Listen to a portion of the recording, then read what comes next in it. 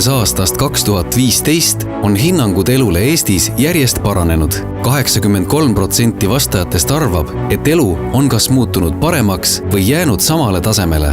56% inimestest tunnevad uhkust ja heameelt Eestis elamise üle.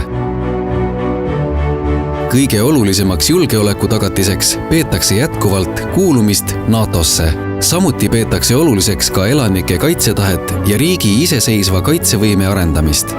Tehnoloogia kiire arengu tulemusena on inimesed hakanud teadvustama sellega kaasnevaid võimalikke ohte. Koguni 75% elanikkonnast peab tõenäoliseks küberrünnakuid riiklikele asutustele. Samamoodi nähakse ohte ka inforuumis. 71% vastajatest peab reaalseks julgeolekuohuks valeuudiste levitamist. Ka välisriigi võimalikku sekkumist meie poliitikasse või majandusse tunnetatakse julgeolekuriskina.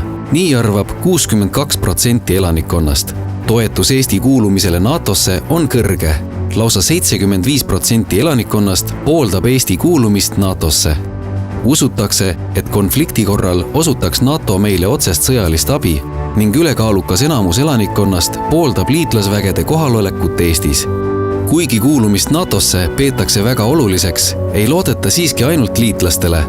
Koguni 58% elanikkonnast on valmis ise kaitsetegevuses osalema. Tugev kaitsetahe väljendub ka suhtumises ajateenistusse.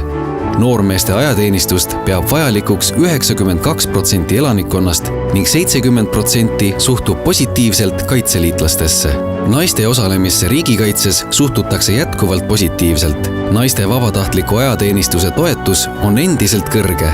Ka senist riigikaitse arendamist peavad inimesed hästi õnnestunuks. Hinnangu hea annab 69% elanikest ning praeguse reservarmee süsteemi jätkumist soovib 82% elanikest.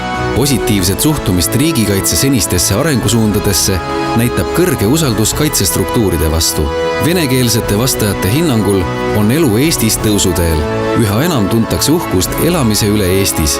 Riigi institutsioonid pälvivad aina suuremat usaldust venekeelse elanikkonna hulgas. Enim usaldatakse päästeteenistust. Suurimate ohtudena tunnetavad nii eesti kui venekeelsed vastajad valeuudiste levikut ja keskkonnareostust.